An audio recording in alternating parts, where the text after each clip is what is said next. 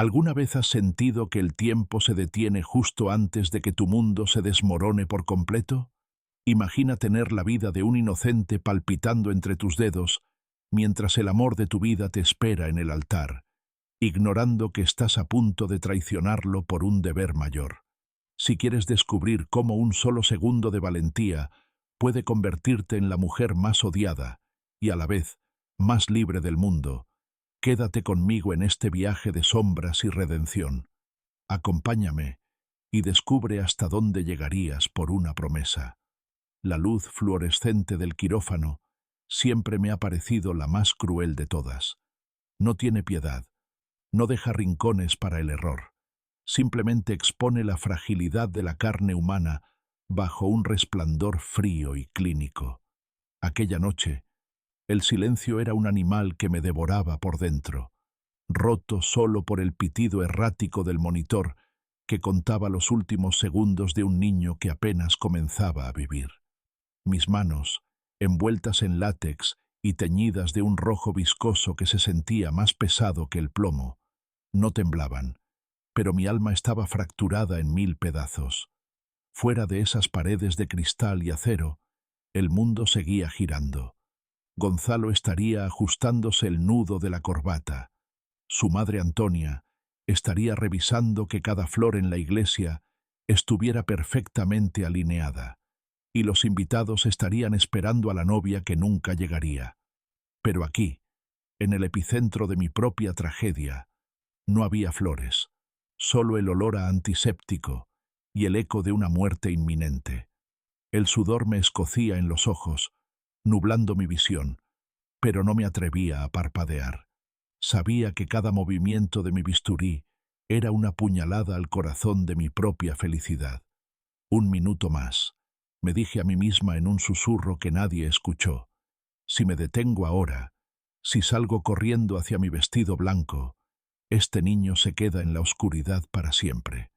Era una elección imposible. El juramento que hice como cirujana contra la promesa que hice como mujer.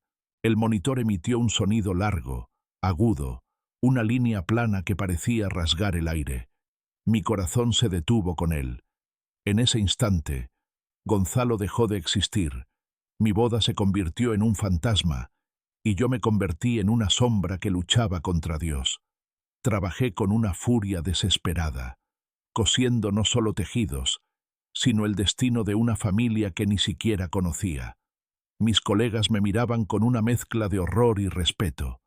Sabían que hoy era mi día, sabían que el banquete estaba servido y que yo estaba aquí, hundiéndome en la sangre ajena. Cuando finalmente el ritmo cardíaco volvió, débil pero constante, no sentí alivio, solo un vacío inmenso. Me quité los guantes con un movimiento mecánico, viendo cómo el látex se pegaba a mi piel, como una segunda piel de pecado. Miré el reloj de pared, ese círculo implacable que marca el final de las cosas. Eran las 04:47 de la mañana. La ceremonia había comenzado hacía horas. El sol, ese testigo silencioso, empezaba a lamer el horizonte, avisándome que ya no había vuelta atrás. Había salvado una vida, pero acababa de enterrar la mía. Salí del hospital con el uniforme manchado, sintiendo que el frío de la madrugada era el único abrazo que merecía.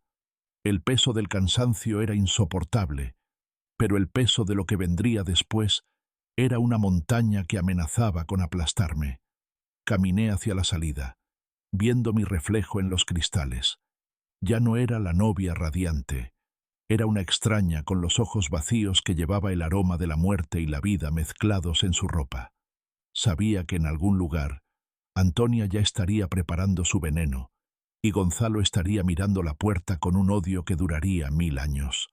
Pero en ese momento, bajo la luz grisácea del amanecer, solo podía pensar en el calor del corazón de ese niño volviendo a latir. Mi decisión estaba tomada, y aunque la oscuridad me rodeaba, sabía que no podía haber actuado de otra manera. El precio de la vida es, a veces, la destrucción de uno mismo. Caminaba por el asfalto mojado, sintiendo cómo el dobladillo de mi vestido blanco, ese que alguna vez simbolizó mis sueños, Se arrastraba por el lodo y se volvía pesado, una carga física que reflejaba la agonía de mi pecho. La lluvia no era una bendición, era un llanto constante que caía sobre mis hombros mientras me acercaba a la entrada del salón de bodas. Cada paso me costaba una eternidad, como si el aire se hubiera vuelto sólido. Al llegar frente a las grandes puertas doradas, el contraste era brutal. Dentro, el eco de una celebración que no me pertenecía. Fuera, el frío mordaz y mi soledad. Al empujar las puertas, el chirrido pareció silenciar la música por un segundo en mi cabeza.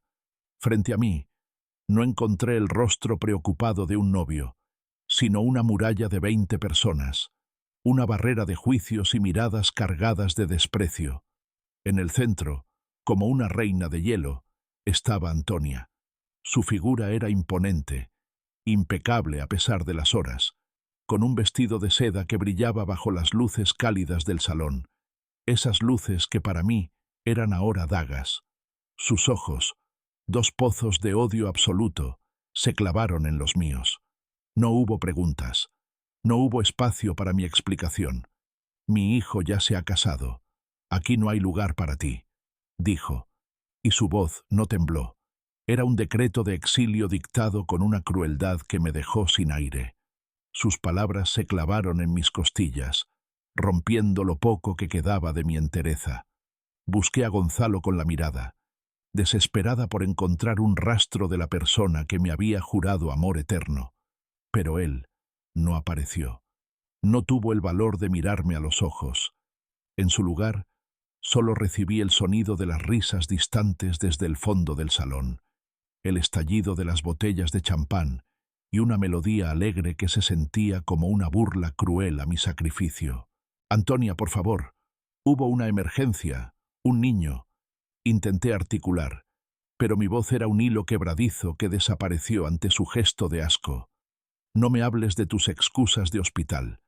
Elegiste a unos extraños por encima de tu familia, de tu honor. Ahora vive con eso», sentenció ella mientras daba un paso adelante, obligándome a retroceder hacia la lluvia. El frío ya no estaba solo en mi piel, se había instalado en mis huesos. Sentí cómo la sangre se retiraba de mi rostro, dejándome pálida como un cadáver. No podía llorar. El dolor era tan profundo que las lágrimas se habían congelado antes de nacer. Me quedé allí, de pie en el umbral, viendo cómo la mujer que iba a ser mi madre me cerraba las puertas del futuro en la cara. La humillación era un velo asfixiante. A través del cristal, vi las sombras de los invitados moviéndose, celebrando un matrimonio que se había consumado sin la novia, un acto de sustitución que me borraba de la historia como si nunca hubiera existido. El mundo que había construido con tanto cuidado se desvanecía entre el olor a flores caras y el perfume amargo de la traición. Era una paria en mi propio cuento de hadas. El desprecio de Antonia era solo el principio, lo sabía, pero ver que Gonzalo ni siquiera salió a defenderme fue el golpe final. Mi cuerpo empezó a temblar violentamente, no por el agua helada que empapaba mi cabello, sino por la comprensión de que el hombre que amaba era un cobarde que prefería el refugio de su madre antes que la verdad de mi corazón. Me di la vuelta, dejando atrás las luces y el ruido, sintiendo que cada centímetro de seda blanca en mi cuerpo era ahora una mortaja. Estaba sola, bajo el cielo negro de una ciudad que ya no me reconocía, con las manos aún oliendo a la sangre del quirófano y el alma rota en 1000 pedazos que nadie se molestaría en recoger. Me encontraba allí, despojada de toda dignidad, bajo una lluvia que parecía querer lavarme de la existencia misma, cuando una luz cegadora cortó la penumbra de la calle. Un imponente Rolls Royce de color negro, tan oscuro como el abismo del que acababa de salir, se detuvo frente a mí con una elegancia casi irreal. El motor rugía suavemente, un sonido de poder contenido que contrastaba con el caos de mis pensamientos. De su interior descendió un hombre cuya sola presencia obligó a la lluvia a parecer menos agresiva. Era Arturo. Se movía con una calma que dominaba el espacio, ignorando por completo la mirada inquisidora de Antonia y el murmullo de los invitados que se asomaban por las ventanas. Sin decir una palabra, sin pedir permiso a ese círculo de hipocresía que me rodeaba, Arturo se acercó a mí. Lo que hizo a continuación dejó el mundo en suspenso. Se arrodilló sobre el asfalto mojado, manchando sus pantalones caros con el lodo de la calle, y agachó la cabeza frente a mí en un gesto de humildad absoluta. La vida de mi hijo dependía de usted.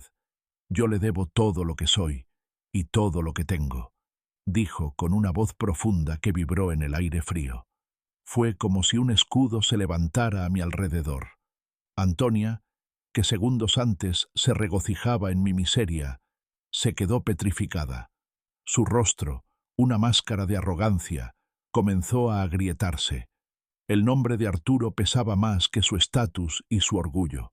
Vi cómo sus manos empezaban a temblar.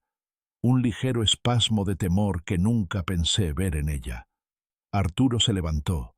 Me miró a los ojos con un respeto que nadie me había brindado esa noche y me ofreció su brazo. «Venga conmigo, doctora. Este lugar no es digno de su sacrificio», añadió. Mientras me guiaba hacia la seguridad del coche, sentí que el peso del vestido empapado ya no me hundía. Al entrar en la cabina forrada de cuero y silencio, el aroma a tabaco caro y madera reemplazó el olor a traición de la boda. El coche arrancó con una suavidad fantasmal. Miré por la ventanilla trasera y vi la última imagen de mi antigua vida. Antonia de pie en los escalones del salón, sola, bajo la lluvia, con la mirada perdida y el miedo reflejado en cada línea de su cara. Por primera vez en su vida, alguien más poderoso que ella le había arrebatado el control. Gonzalo seguía sin aparecer, pero ya no importaba. Arturo no hablaba, no me pedía explicaciones, simplemente me ofrecía el refugio que mi propio prometido me había negado. En la penumbra del vehículo, mis manos finalmente dejaron de temblar. El Rolls Royce se alejaba de la iglesia, de los invitados y de la mujer que intentó destruirme, llevándome hacia un destino incierto, pero, por primera vez, bajo la protección de alguien que valoraba mi vida por encima de las apariencias. La ciudad pasaba como un borrón de luces borrosas mientras yo cerraba los ojos, dejando que el silencio de Arturo fuera el bálsamo que empezaba a cerrar mis heridas más profundas. El coche se detuvo frente a un pequeño café de barrio, un lugar humilde que parecía el único refugio honesto en medio de una noche de mentiras. Arturo no me llevó a una mansión ni a un lugar ostentoso. Entendió, con esa intuición silenciosa que lo envolvía, que yo necesitaba un rincón donde el mundo no me juzgara. Entramos, y el calor del local chocó contra mi piel helada, haciéndome consciente de lo mucho que estaba temblando. El café estaba casi vacío, con las luces tenues y el sonido rítmico de la lluvia golpeando los cristales, como si el cielo estuviera intentando entrar para terminar de ahogarme. Arturo me guió hacia una mesa en el rincón más oscuro y pidió algo caliente. Cuando me trajeron el vaso de agua, mis manos aún no respondían del todo. El cristal tintineaba contra mis dientes. Él se sentó frente a mí, manteniendo una distancia respetuosa, una frontera de cortesía que agradecí profundamente. No intentó tocarme, no buscó una intimidad forzada. Simplemente estaba allí, como una roca en medio de mi naufragio. Sus ojos, oscuros y observadores, buscaban los míos con una intensidad que me obligaba a no esconderme. «Dígame, ¿cuánto le duele?», preguntó finalmente, y su voz no tenía rastro de lástima, sino una curiosidad genuina y dolorosa. Me quedé callada un momento, escuchando el rugido del viento afuera y el goteo constante de mi ganchillo de novia sobre el suelo de madera. Miré mis manos, las mismas que horas antes habían salvado un corazón, y por primera vez en toda la noche, sentí que las palabras encontraban el camino hacia mis labios. «No me duele», respondí, y mi voz sonó como si viniera de otro cuerpo, de otra vida. «Simplemente, estoy vacía». Fue una confesión que me desgarró por dentro. No era el dolor del desprecio de Antonia, ni siquiera la cobardía de Gonzalo lo que me pesaba. Era la sensación de que todo lo que yo era, mi carrera, mi amor, mis sueños, se había evaporado en el aire frío de la madrugada, dejándome como un cascarón sin alma. Arturo no interrumpió mi silencio. No me dio discursos sobre la fortaleza, ni me dijo que todo pasaría. Se limitó a asentir, aceptando mi vacío como algo sagrado. «El vacío es el comienzo de algo nuevo, doctora», dijo después de un largo rato, pero yo no estaba lista para la esperanza. Apoyé la cabeza contra la ventana fría, sintiendo cómo el cristal vibraba con cada trueno. Afuera, las gotas de lluvia se deslizaban por el vidrio como lágrimas transparentes, y por fin, mis propios ojos se nublaron. Mis lágrimas se mezclaron con el rastro del agua en la ventana, un llanto silencioso que no buscaba consuelo, solo salida. En ese café olvidado por el mundo, frente a un hombre que era un extraño pero que se sentía como mi único aliado, permití que mi antiguo yo muriera definitivamente. Ya no era la prometida de nadie, ya no era la nuera de nadie, era solo una mujer rota, mirando la lluvia y esperando que el amanecer no fuera tan cruel como la noche que acababa de sobrevivir. Llegué a la pequeña casa de mi infancia, cuando el cielo empezaba a teñirse de un gris cenizo, ese color indeciso que precede a la luz. Al ver la puerta de madera desgastada, sentí que mis piernas finalmente cedían. Mi madre, Inés, abrió antes de que yo pudiera siquiera tocar el timbre, como si su instinto hubiera estado escuchando mis pasos desolados a kilómetros de distancia. Al verme allí, envuelta en ese abrigo de Arturo que olía a seguridad, y con los restos de un vestido de novia que ahora parecía un disfraz de tragedia, no hizo preguntas innecesarias.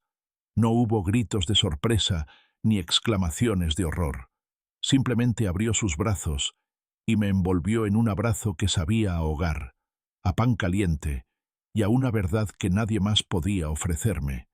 Una vez dentro, el calor de la cocina y el siseo de la tetera empezaron a descongelar mi lengua. Se lo conté todo. Le hablé de la sangre en el quirófano, del pitido del monitor, del desprecio de Antonia en la puerta del salón y del silencio cobarde de Gonzalo. Inés me escuchó mientras sus manos, nudosas por los años de trabajo, acariciaban las mías con una firmeza que me obligaba a mantenerme en pie. Cuando terminé, ella se quedó mirándome con una chispa de acero en sus ojos cansados. «Llora, Zoraida», me dijo con una voz que no admitía réplicas. «Llora todo lo que tengas que llorar ahora mismo. Pero júrame que, una vez que esas lágrimas se sequen, nunca más volverás a inclinar la cabeza ante esa gente. Tú salvaste una vida mientras ellos intentaban destruir la tuya.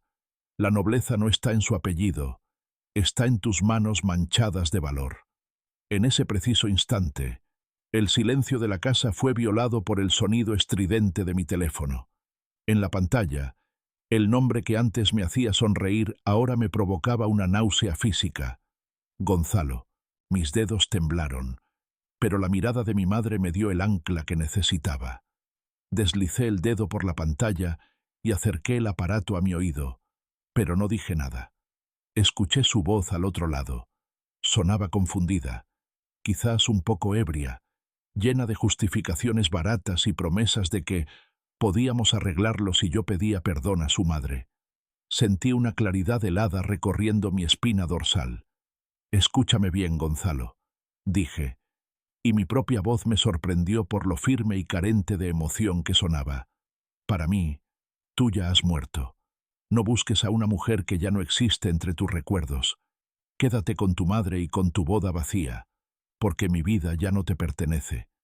Colgué antes de que pudiera articular otra mentira y apagué el teléfono, sintiendo cómo un peso invisible se desprendía de mi pecho.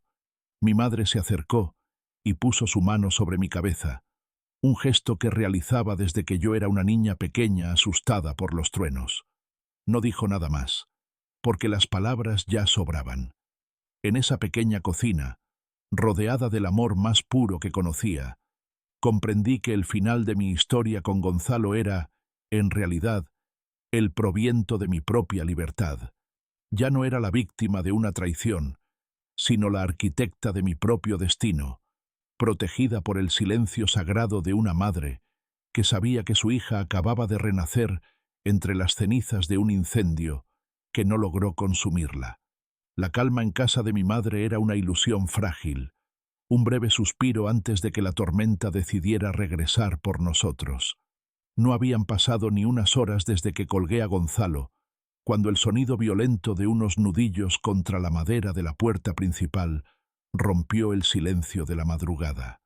Mi corazón dio un vuelco, golpeando mis costillas con un miedo residual que odié sentir. Inés se levantó de inmediato, con esa dignidad férrea que la caracterizaba, y me hizo una seña para que me quedara atrás. Pero yo no podía esconderme más.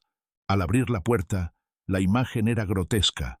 Antonia estaba allí, flanqueada por varios miembros de su familia, todos luciendo sus trajes de gala ahora desordenados y ridículos bajo la luz mortecina del porche. Sus rostros, que antes destilaban veneno, ahora estaban deformados por una desesperación fingida, una comedia de errores que me revolvió el estómago. «Zoraida, hija mía, por favor», exclamó Antonia, y sus lágrimas parecían tan artificiales como las joyas que colgaban de su cuello. «Cometimos un error. El estrés de la boda nos cegó. Te amamos como a una hija. Vuelve con nosotros. Gonzalo está destrozado». Intentó dar un paso hacia adentro, estirando sus manos hacia mí como si pudiera borrar el desprecio de hace unas horas con un simple gesto de afecto vacío. Pero mi madre se interpuso como una muralla de granito. «Mi hija ya no pertenece a su familia, si es que alguna vez lo hizo», sentenció Inés, con una voz que cortaba el aire. «Ustedes no buscan a una hija, buscan limpiar su reputación. Váyanse ahora mismo o llamaré a la policía». El rostro de Antonia cambió en un segundo. La máscara de arrepentimiento se deslizó para revelar de nuevo la furia. «No seas malagradecida, te dimos todo», gritó, y su familia empezó a rodear la entrada en un intento de intimidarnos. El ambiente se volvió pesado, peligroso. Fue entonces cuando, desde la oscuridad de la calle, surgió una figura que no habíamos notado. Un hombre alto, vestido de traje oscuro, se materializó al lado de los coches de los invitados de Antonia. Era uno de los hombres de Arturo. No gritó, no sacó un arma, simplemente se colocó en el círculo de luz con una calma aterradora. «La señora ha pedido que se retiren», dijo el hombre, y el solo tono de su voz hizo que el grupo de Antonia retrocediera instintivamente. «El señor Arturo no permitirá que se moleste a la doctora ni un segundo más.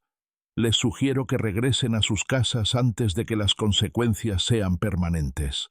Vi cómo el color desaparecía del rostro de Antonia. El nombre de Arturo funcionó como un conjuro de terror.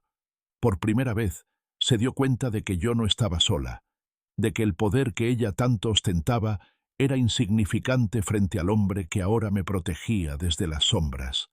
Sin decir una palabra más, la gran Antonia se dio la vuelta, arrastrando a su séquito hacia sus coches, con los hombros hundidos por el miedo y la rabia contenida. Cámara lenta. Vi cómo sus manos temblaban al abrir la puerta del coche. Cuando se marcharon, el silencio que regresó era diferente. Ya no era un silencio de miedo, sino de victoria. Miré al hombre de Arturo, quien simplemente asintió con la cabeza y regresó a la penumbra, vigilando mi hogar como un guardián silencioso. Mi madre me tomó de la mano y cerró la puerta con llave. «¿Ves, Zoraida?», susurró. «Los lobos solo atacan a quienes creen que no tienen manada. Pero tú ya has encontrado la tuya». Esa noche, mientras la lluvia finalmente cesaba, comprendí que la guerra con los de su clase apenas comenzaba, pero que yo ya no era la presa, sino la que observaba desde la luz. El olor a desinfectante y el brillo metálico de los pasillos del hospital suelen ser mi santuario, pero hoy se sentían como un tribunal de justicia. Al cruzar las puertas automáticas, sentí que el aire se espesaba. Llevaba mi bata blanca, recién planchada, un escudo de algodón que intentaba ocultar las cicatrices invisibles de mi alma. Cada paso que daba por el pasillo principal generaba un eco que parecía gritar mi nombre. Podía sentir las miradas de las enfermeras, los cuchicheos de los residentes en las esquinas y la frialdad de mis colegas que ayer celebraban mi compromiso y hoy me juzgaban por haber dejado plantado a un heredero en el altar. Nadie me decía nada directamente, pero el silencio era más ruidoso que cualquier insulto. Me dirigí directamente a la sala de operaciones, sintiendo el peso de mi deber como la única ancla que me mantenía unida a la realidad. Sin embargo, antes de prepararme para la siguiente cirugía, mis pies me llevaron, casi por instinto, hacia la unidad de cuidados intensivos pediátricos. Necesitaba ver el motivo por el cual mi mundo se había reducido a cenizas. Al entrar en la habitación, el sonido rítmico del monitor, aquel que horas antes era una sentencia de muerte, ahora era una melodía de esperanza. Allí estaba él, el hijo de Arturo, un niño pequeño, de piel pálida y ojos grandes, que luchaba por aferrarse a la vida que yo le había devuelto. Cuando me acerqué a su cama, el niño abrió los ojos lentamente y, a pesar de los tubos y el dolor, me dedicó una sonrisa débil, una chispa de luz pura que atravesó todas mis defensas. En ese momento, la armadura de cirujana impecable que había construido durante años se desmoronó por completo. Mis ojos se llenaron de lágrimas que no pude, ni quise, contener. Lloré por el niño, lloré por mi boda perdida, lloré por la mujer que fui y por la que estaba naciendo. Sentí un nudo en la garganta que casi no me dejaba respirar, pero era un llanto de liberación. De repente, sentí una presencia en la puerta. Me sequé las lágrimas rápidamente con la manga de mi bata y me giré, esperando encontrar el juicio de algún supervisor. Pero era Arturo. Estaba allí, apoyado contra el marco de la puerta, observando la escena con una solemnidad que me quitó el aliento. No dijo una sola palabra. No hubo discursos de agradecimiento, ni promesas grandilocuentes. Simplemente me miró a los ojos y asintió con la cabeza, un gesto cargado de un respeto tan profundo que valía más que 1000 medallas. En sus ojos vi el reflejo de una gratitud que no pedía nada a cambio, solo el reconocimiento mutuo de dos almas que habían pasado juntas por el fuego. El sol poniente entraba por la ventana de la habitación, bañándolo todo en un tono dorado y melancólico. En ese instante, rodeada de máquinas y el aroma de la medicina, comprendí que mi sacrificio no había sido en vano.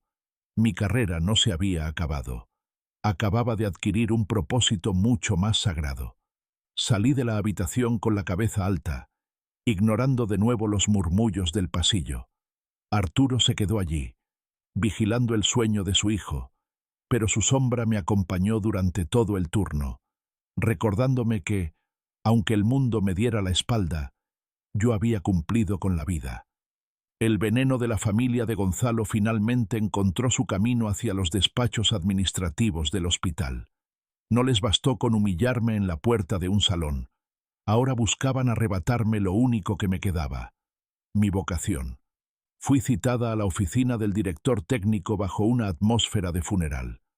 Al entrar, vi a los abogados de Antonia sentados con sonrisas cínicas, sosteniendo un fajo de papeles que pretendían demostrar mi negligencia y abandono de deberes. Me acusaban de haber saboteado mi propia boda y de utilizar el hospital como una excusa para humillar a su familia. Cada palabra que leían era una distorsión de la verdad, un intento de convertir mi acto de humanidad en un crimen profesional. La doctora abandonó una celebración social de alto prestigio, causando daños morales irreparables, decía el abogado con una voz monótona y cruel. Me sentí pequeña, atrapada en una red de tecnicismos legales, mientras el director me miraba con una mezcla de lástima y presión corporativa. Estaba a punto de perderlo todo cuando la puerta de la oficina se abrió sin previo aviso. Arturo entró con una autoridad que hizo que incluso el aire de la habitación se detuviera. Su presencia no era solo la de un hombre rico, era la de alguien que poseía la verdad absoluta. Se acercó a la mesa, ignorando los saludos nerviosos del director, y puso sus manos sobre el escritorio. He oído que están discutiendo la ética de la mujer que salvó la vida de mi hijo, mientras otros solo pensaban en el color de las servilletas, dijo Arturo, y su voz era un trueno silencioso que heló la sangre de los abogados. Miró directamente al representante de Antonia y continuó. Yo estuve allí. Yo vi cómo ella luchaba contra la muerte mientras ustedes, en su pequeño mundo de apariencias, intentaban arrastrarla hacia su miseria. Si este hospital se atreve a procesar esta queja ridícula, yo personalmente me encargaré de que el mundo sepa quiénes son los verdaderos criminales aquí. El silencio que siguió fue absoluto. Los abogados de Gonzalo empezaron a recoger sus papeles con manos temblorosas, sabiendo que no podían ganar contra el hombre que tenían delante. La queja fue desestimada allí mismo, sin más preguntas. Salí de la oficina y me detuve en el largo corredor, sintiendo el frío del mármol bajo mis pies. Arturo me siguió y se detuvo a unos pasos de distancia. No esperaba que me diera las gracias, pero el alivio era tan grande que me sentí mareada. Gracias por intervenir, susurré con la voz quebrada. Él solo me miró intensamente y respondió, ellos solo pueden herirte si tú te sientes una víctima, Zoraida, y tú eres una guerrera. Me quedé sola en el pasillo, viendo cómo se alejaba. Por primera vez en meses, respiré profundamente. Miré hacia el ventanal que daba a la ciudad, y me dije a mí misma con una convicción que nunca antes había sentido. Ya no soy la víctima de nadie. El miedo que me había encadenado a Antonia y Gonzalo se rompió para siempre, dejando paso a una mujer que, aunque herida, finalmente conocía su propio valor. El destino tiene una forma retorcida de cerrar los círculos que dejamos abiertos. Nunca imaginé que volvería a ver a Antonia, y mucho menos en una habitación de hospital donde el orgullo no sirve de nada ante la fragilidad de la vida. Me llamaron porque ella lo pidió.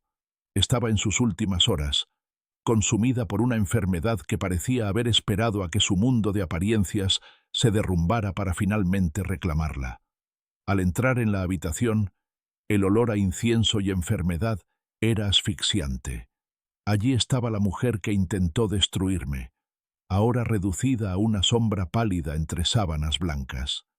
Cuando me vio, sus ojos, antes cargados de veneno, se llenaron de unas lágrimas que esta vez sí parecían reales, nacidas del miedo a la oscuridad que se avecinaba. Con una voz que era apenas un susurro roto, Antonia me pidió perdón. Me habló de su arrogancia, de cómo su amor por Gonzalo era en realidad una obsesión por el control, y de cuánto lamentaba haberme cerrado aquella puerta bajo la lluvia. La escuché en silencio, sintiendo cómo cada una de sus palabras caía en el vacío de mi corazón, un lugar donde el odio ya no tenía espacio porque la indiferencia lo había ocupado todo. La perdono, Antonia, le dije con una calma que me sorprendió a mí misma, pero no lo hago por usted, sino por mí. La perdono porque ya no quiero cargar con el peso de lo que me hizo. Sin embargo, esto termina aquí. Usted ya no puede tocar mi vida, ni con su odio, ni con su arrepentimiento. Se lleva su mundo de sombras, y yo me quedo con mi luz. No esperé a que respondiera. Salí de la habitación sintiendo que un hilo invisible de acero que me ataba a ese pasado se cortaba definitivamente. Al cruzar la puerta de salida del hospital, el aire frío del exterior me golpeó la cara. El cielo estaba gris y una lluvia fina, casi imperceptible, empezaba a caer, recordándome aquella noche fatídica. Y allí estaba él. Arturo me esperaba junto a su coche. apoyado contra la puerta con su abrigo oscuro, como si supiera exactamente el momento en que mi alma terminaría de liberarse. No dijo nada, pero cuando me acerqué, se quitó su abrigo con un movimiento lento y lleno de cuidado, y lo colocó sobre mis hombros. Por primera vez en todo este tiempo, sus dedos rozaron mi piel, un contacto breve pero cargado de una electricidad que me hizo estremecer. Fue un toque que no pedía permiso, sino que ofrecía refugio. Su mano permaneció un segundo más de lo necesario sobre mi hombro, y en ese gesto sentí que el frío que había llevado dentro durante tanto tiempo empezaba a ceder. «Se acabó, Zoraida», dijo en voz baja, y por primera vez sentí que la palabra paz no era solo un concepto, sino una realidad que podía tocar. Caminamos juntos hacia el coche bajo la lluvia, sin prisa, dejando atrás el hospital, a Antonia y las cenizas de una boda que nunca debió ser. El peso del abrigo de Arturo era la única carga que estaba dispuesta a llevar, una carga que, por fin, no se sentía como una cadena, sino como un abrazo. Los días se volvieron más cortos y el aire se cargó con el aroma metálico del otoño, esa estación que nos obliga a buscar refugio. Durante meses, Arturo y yo compartimos largas caminatas por los parques cubiertos de hojas secas, bajo cielos de un gris violáceo que parecían sostener nuestras palabras no dichas. Caminábamos uno al lado del otro, pero siempre manteniendo esa distancia sagrada, ese espacio de respeto donde el pasado de ambos podía respirar sin asfixiarnos. Yo todavía sentía miedo. El miedo es una hiedra que se enrosca en el alma y no se suelta fácilmente. Tenía miedo de que la amabilidad de Arturo fuera solo otra forma de control, o de que mi corazón, todavía lleno de cicatrices, no fuera capaz de albergar una nueva llama. Arturo, sin embargo, era el hombre más paciente que había conocido. Nunca intentó forzar un gesto. Nunca buscó mi mano antes de que yo estuviera lista para ofrecerla. Una noche, mientras el viento soplaba con fuerza contra las farolas de la calle y el frío empezaba a calar hasta los huesos, nos detuvimos frente a una fuente antigua. Lo miré y vi en su rostro una serenidad que me abrumaba. «Zoraida», dijo, mirándome con una intensidad que hizo que el mundo a mi alrededor desapareciera. «No tienes que correr. No espero que olvides lo que pasó en un día. Mírame. Yo te esperaría toda la vida si fuera necesario. Incluso si nunca decides dar el siguiente paso, el simple hecho de estar en tu órbita ya es suficiente para mí». Sus palabras fueron como una manta cálida sobre mis hombros. Sentí un nudo en la garganta, pero esta vez no era de tristeza, sino de una gratitud que dolía. Lo miré a los ojos, esos ojos que me habían visto en mi momento más bajo, manchada de sangre y derrotada, y que aún así me encontraban hermosa. «Dame tiempo, Arturo», susurré, sintiendo cómo una lágrima solitaria rodaba por mi mejilla. «Pero por favor, no te vayas. No te alejes de mí ahora que he aprendido a distinguir la verdad de la mentira». Él no se acercó para besarme, ni siquiera me tomó del brazo. Solo asintió, con esa sonrisa mínima que apenas curvaba sus labios, y se quedó allí conmigo, desafiando a la noche. En ese momento, bajo la luz mortecina de la calle, rodeados de hojas muertas y viento frío, comprendí que el amor no siempre es un estallido de pasión o un banquete de boda ruidoso. A veces, el amor es simplemente alguien que decide quedarse a tu lado bajo la lluvia, sin tocarte, pero protegiéndote con su sola presencia. El vacío que sentí en el café meses atrás empezaba a llenarse de una sustancia nueva, algo más pesado y duradero que la ilusión, la confianza. Por primera vez en mi vida, no era la novia de alguien, ni la doctora de alguien. Era una mujer que estaba siendo amada por lo que era, no por lo que representaba.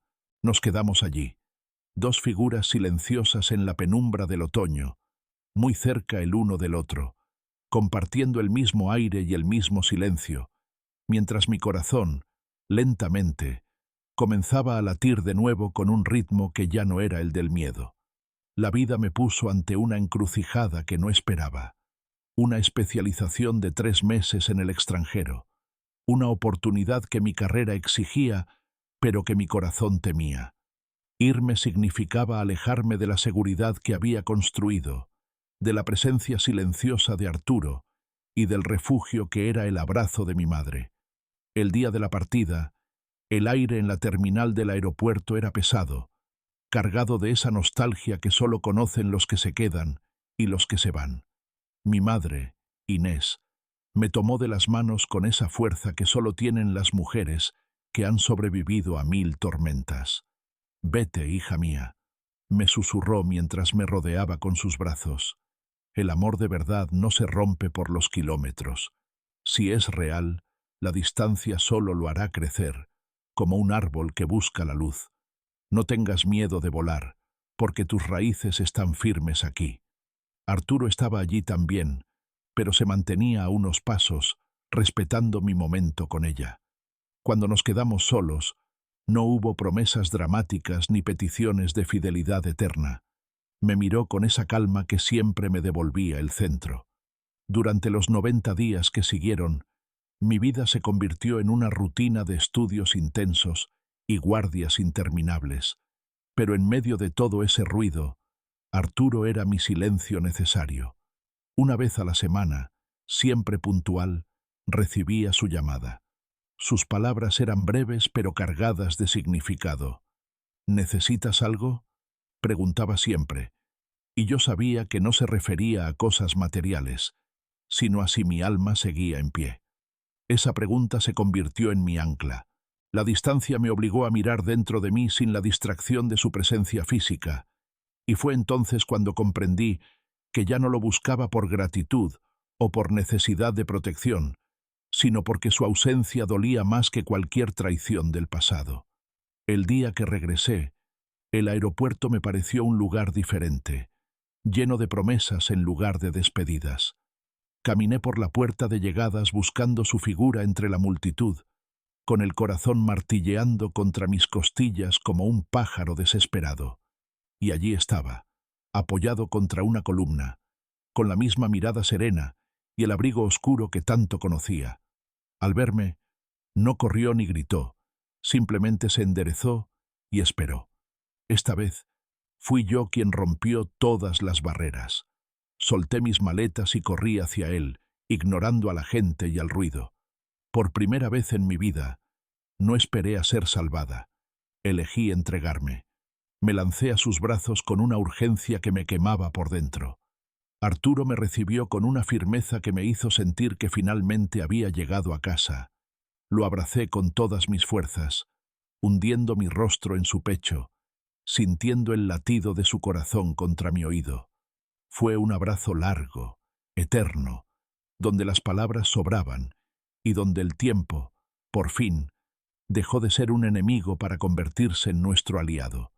En ese abrazo, bajo las luces frías de la terminal, comprendí que la prueba había terminado. Mi corazón ya no estaba roto. Estaba listo para amar de nuevo. No hubo grandes banquetes, ni flores exóticas traídas de otros continentes, ni una lista de invitados llena de nombres influyentes que no conocían el color de mis ojos. Mi boda con Arturo fue un acto de resistencia silenciosa, una ceremonia tan sencilla que casi parecía un secreto compartido entre nosotros y el universo. Solo estábamos nosotros, mi madre Inés con su mirada llena de orgullo, el hijo de Arturo, aquel niño que ahora corría por el jardín y cuya vida fue el precio de mi libertad, y un puñado de personas que nos amaban de verdad. En lugar del vestido blanco de encaje que una vez representó mi sumisión a las expectativas de otros, elegí un vestido sencillo de seda en un tono azul oscuro, profundo como el mar en calma después de la tormenta. No necesitaba simbolizar una pureza inexistente, sino una madurez ganada a base de fuego. Al mirar a Arturo frente al altar improvisado en el jardín de nuestra nueva casa, comprendí que la verdadera elegancia no reside en la seda, sino en la lealtad. Arturo me tomó de las manos y sus dedos, ahora familiares y cálidos, cerraron el círculo que se había abierto aquella fatídica madrugada a las 04:47. «No te prometo un mundo sin sombras, Zoraida», me dijo mientras nos poníamos los anillos, «pero te prometo que nunca más tendrás que caminar por ellas sola». Mi respuesta fue un susurro que llevaba el peso de todo lo que habíamos superado. «Y yo te prometo que nunca te perderé, porque me encontré a mí misma a través de ti». La noche cayó sobre nosotros suavemente, como un manto de terciopelo que nos protegía del resto del mundo. Después de que los pocos invitados se marcharon, nos quedamos solos en el porche de nuestra casa, escuchando el susurro del viento entre los árboles. El aire ya no se sentía frío, sino renovador. Meses después, mi vida había encontrado un ritmo nuevo, un equilibrio perfecto entre la intensidad del hospital y la paz de mi hogar. Una noche, regresando de una guardia extenuante donde otra vez mis manos habían luchado por una vida, caminé hacia nuestra puerta con el cansancio pesando en mis hombros, pero con el corazón ligero. La luz de la entrada estaba encendida, una pequeña estrella que me guiaba a casa. Al entrar, el aroma a café y madera me recibió antes que las palabras. Arturo estaba allí, esperándome como siempre, con los brazos abiertos y esa mirada que me decía que todo el dolor del pasado había valido la pena solo por este instante. Me refugié en su pecho, cerrando los ojos y sintiendo cómo el mundo exterior, con sus juicios y sus ruidos, se desvanecía por completo. Ya no era la doctora que dejó plantado a un novio, ni la mujer que Antonia intentó destruir. Era simplemente Zoraida, una mujer que había aprendido que el amor más puro nace de los restos de una tragedia. Arturo besó mi frente y susurró: «Bienvenida a casa, mi amor». En ese momento, el silencio de la noche fue interrumpido por el sonido rítmico de la lluvia golpeando el tejado, pero esta vez, el agua no se sentía como un llanto, sino como una bendición que lavaba las últimas cenizas de mi antigua vida. No necesitábamos más palabras, ni más pruebas, ni más luz que la que emanaba de nosotros dos. La puerta de la casa se cerró lentamente tras nosotros, sellando nuestro mundo contra la oscuridad exterior.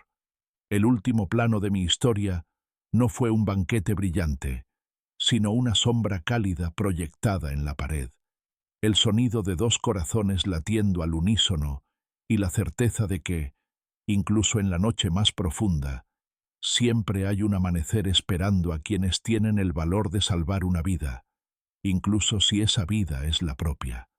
La oscuridad ya no daba miedo, porque en ella habíamos aprendido a ver lo que realmente importaba.